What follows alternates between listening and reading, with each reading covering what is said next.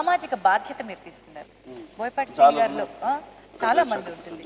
సమాజం పట్ల ఒక బాధ్యత చూపించే డైరెక్టర్ గా తన కథలో ఒక కన్విన్సింగ్ పాయింట్ ఆయన రాసుకుంటారు. అది మీకు ఎలా అనిపించింది? ఈ సినిమా వరకు వచ్చేసరికి అది ఇంకొంచెం నెక్స్ట్ లెవెల్ కి వెళ్ళిందేమో అంటారు. Do you agree to that? Grand మా ఒక మాట మాట్లాడుద్దాం.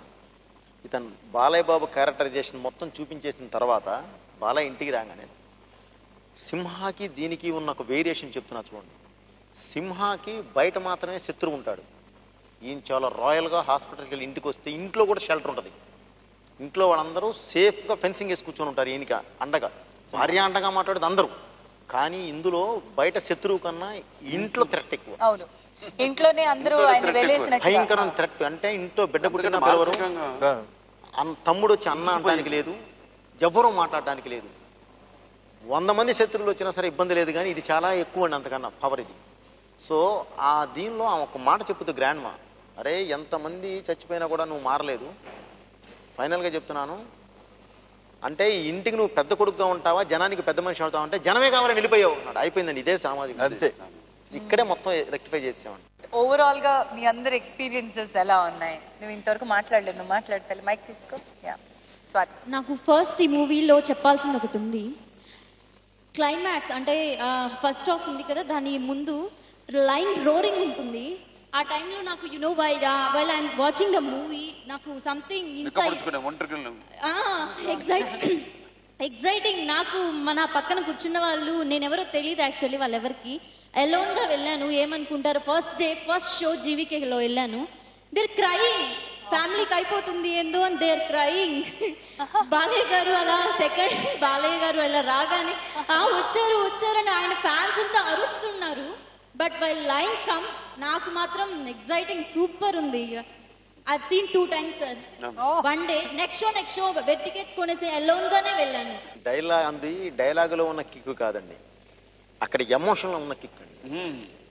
అదే నాకు బాగా నచ్చింది. అక్కడ ట్రైన్ ఫైట్ లో లాస్ట్ పొడి చేస్తారు జగపతి బాబు గారు రాధికాప్టే, అప్పుడు బావా చాలు ఒక మాట అమ్మ అయిపోయిందమ్మా 2 నిమిషాలు వచ్చేస్తా, 2 నిమిషాలు వేసేస్తా అన్నట్టు అమ్మాయి చిన్న పిల్ల చెప్పిన రిలేషన్ చాలా తమాషాగా ట్రీట్ చేశారు.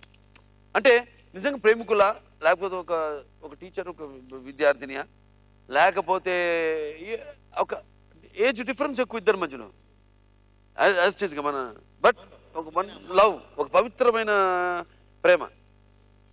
కానీ మన సైడ్ నుంచి ఎటు కమిట్ చేయించకుండా ఆ అమ్మాయి సైడ్ నుంచే డైలాగుల ద్వారా నా దగ్గర చెప్పదు, ఇప్పుడు నా దగ్గర ఎక్కడ ఓపెన్గా ఎక్కడ చెప్పదు.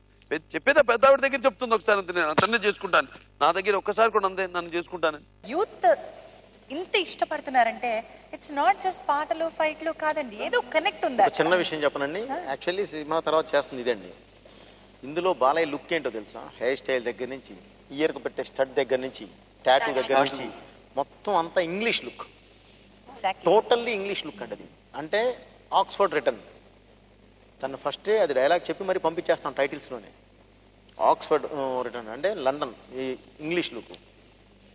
జగపతి బాబుది వచ్చి ఇటాలియన్ లుక్, టోటల్ మొత్తం ఆ గెటప్ కానీ మొత్తం కాస్ట్యూమ్స్ కూడా మొత్తం అక్కడి నుంచి వచ్చినాయండి. దీని నుంచి చేసినాయి మొత్తం. కొన్ని దొరకకపోతే ఆయన ఓన్ వేరే ఇంతకుముందు వెళ్ళి పర్చేజ్ చేసినవి కూడా తీసుకొని చేసామండి. దగ్గర దాకా హైదరాబాద్ తిరగని షోరూమ్ లేదండి, ఎతికాను మొత్తం అన్ని ఆయన వేసుకొని. ఎందుకంటే ప్రతి ఒక్కళ్ళు అన్నారు జగత్ బాబు గారు లుక్ డిఫరెంట్ గా ఉంది, బాలకృష్ణ గారు లుక్ డిఫరెంట్ గా ఉంది అంటే దానిలోనే ఒక స్టైల్ వచ్చేసిందండి.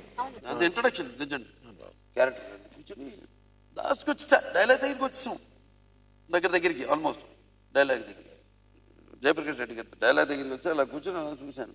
ఆ మెట్లు కనపడుతున్నాయి, ఎంత మనుషులు, 2-3 చెప్పాను చూశానండి. అక్కడి నుంచి వాడు ప్రయాణం మొదలుపెట్టి స్టార్ట్ అయింది జర్నీ. అక్కడి నుంచి నరుక్కుంటూ మెట్లు దిగి మళ్ళీ అక్కడి నుంచి నరుక్కుంటూ జర్నీ, ఫైట్ కాదు జర్నీ. అంటే ప్రతిది ఒక ఎపిసోడ్, ప్రతిది ఒక స్టోరీ. ఆ విషయం ఏంటంటే అండి, అది 2 ప్రొఫెల్లర్తో చేస్తున్నామండి. అంటే గాలి ఎవరన్నా మధ్యలో ఇలాంటి వాళ్ళు వెళ్తే కొట్టుకుపోతారు, అంత హెవీ వెళ్తుంటుందండి. అంటే కాస్త పీలగా ఉన్న వాళ్ళు వెళ్తే వెళ్ళిపోతారు, అంత ఇది ఉంటుందండి. ఆ దీనిలో ఆ డైలాగ్ చెప్పాలి. 36 టేక్స్ అయినాయండి. ఎందుకంటే ఆ గాలి కళ్ళు ఆయన మాట్లాడుతుంటే కళ్ళలోకి చోటు కొట్టుద్ది. ఏది మామూలుగా వెళ్ళేద్దా, డస్ట్ కానీ ఆకులు అలా మొత్తం వెళ్తుంటే కానీ అది వెళ్ళాలి, వెళ్తేనే ఇంపాక్ట్ మెయిన్ దానివల్ల. నో మ్యానిపులేషన్స్, నో అసలు దానికేమో కాంప్రమైజ్ కాటల్లా.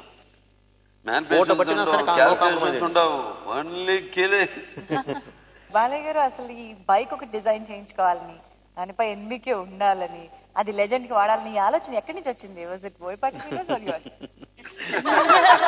Only director. నేను మామ్ బయట కూడా outside also where always. బాబు ఇది ప్రపంచంలో ఇద్దరే వాడతారు. ప్రపంచంలో ఇద్దరే చేసుకుంటారు బయట. ఒక ఆయన కింది చేతులు ఎంజీఆర్ గారు ముఖ్యమంత్రి తమిళనాడు, తర్వాత బాలయ్య, మనం వీళ్ళిద్దరే. అసలు ఈ బైక్ ఏదైతే ఉందో ఇది ఒక స్పెషల్ ఎడిషన్ గా, ఒక ఫీచర్డ్ బైక్ గా మీరు తీసుకొచ్చారు, డిజైనర్ బైక్ గా. దాని గురించి ఎక్కడ చేయించారు, ఏమిటి మేక్ ఏంటి? అంటే ఇది మొత్తం ముంబైలో చేశారండి. ఇది యాక్చువల్లీ ఏంటంటే అండి, హార్లీ డేవిడ్సన్ కావాలంటే ఏదంటే అది వస్తుందండి.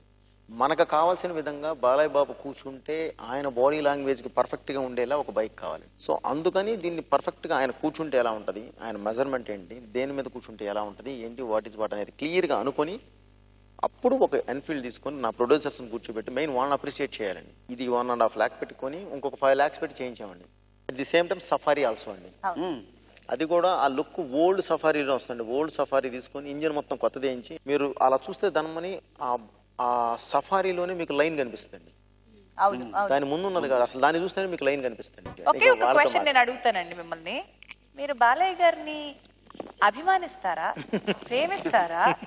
ఆయన్ని మీరు అంటే ఆయన్ని మీరు దిగిపోయారు, ఆయన మీలో దింపుకున్నారా, ఏం చేశారు? అలా ఏం కాదండి. మెయిన్ బాలయ్య బాబుని మెచ్చుకోవాలండి. ఏంటంటే ఎప్పుడు మాకైనా ఒక జోష్ ఎప్పుడు ఇది చేస్తామంటేనండి, మనం చెప్పినట్టు పర్ఫెక్ట్ గా చేయగలిగే వాళ్ళు కావాలండి. అప్పుడే నేను ఏది చేయనా చేయగలిగేదండి. సో సబ్జెక్ట్ నుంచే నేను ముందు గ్రాఫ్ వేసుకుంటూ వస్తామండి. ఆ గ్రాఫ్ పర్ఫెక్ట్ గా నా హీరో. ఇప్పుడు నేను మాట్లాడానంటే బాలయ్య బాబు కూడా తెలియకుండా నేను 2-3 డైలాగులు ఆయన డబ్బింగ్ చెప్పానండి. ఎవరికి అర్థం కాదండి, మీరు చూస్తే అసలు ఏం బాలయ్య బాబు లా ఉంటది. అసలు షార్ట్ మొదలెట్టేటప్పుడు సీనుకి బాలయ్య పోంతాడు. లెజెండరీ బ్లాక్ బస్టర్ ఇచ్చినటువంటి ఈ టీమ్ కి, లెజెండ్ ఫ్యామిలీకి మళ్ళీ ఇంకొకసారి శుభాకాంక్షలు అండ్ థ్యాంక్ యూ. బట్ ఇది మాకు ఒక చిన్న కోరిక. చెప్పు. అంటే సార్ మాతో తంజావూరు బొమ్మని సామ్తోనే డాన్స్ చేశారు, మాతో ఎవరితో డాన్స్ చేయలేదు సార్. ఇప్పుడు మా కోసం ఒక చిన్న 6 అమ్మాయిలు మీకోసం 6 మంది వచ్చాం. అంటే బాలయ్య ఫ్లూట్ తేలా వచ్చినోడు. సీతారాముల జంటల్లే, రాధాకృష్ణుల ప్రేమల్లే, గౌరీ శంకరులల్లే మీరు ఒకటవ్వాలి. ఇంకి నీలం రంగల్లే, వెలుగు దీపానికి మల్లే, పాలు తేనె ఆలు మగలై కలిసుండాలి.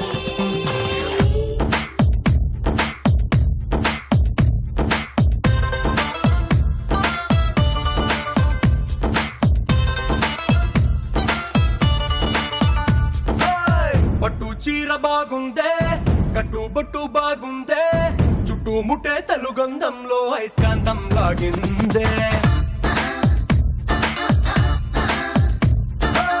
బయట చెంగు బాగుందే, ఇట నడుం బాగుందే, కుర్చీలలో పులుకే చూసి నా గుండె ఆగిందే.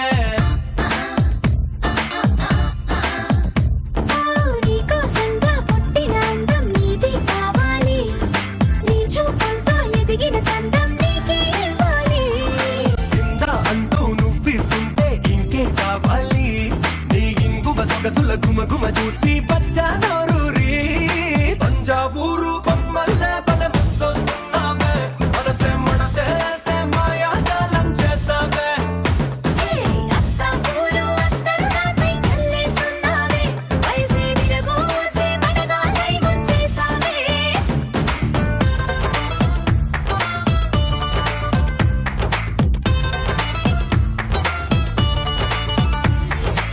ప్యూర్ ఫ్యామిలీ అండి. అది హై ఎనర్జీ ఉండాలి. మొత్తం చూస్తే ఫ్యామిలీ అంటే ఇలా ఉండాలి, ఇలా ఉండాలి. సినిమాలో ఉన్న మరదళ్ళు ముందు ఉండాలి, వీళ్ళు వాళ్ళే రూల్ చేయాలి. అందుకని వాళ్ళందరికీ డాన్స్ వచ్చిన వాళ్ళనే నేను సెలెక్ట్ చేయడం జరిగింది.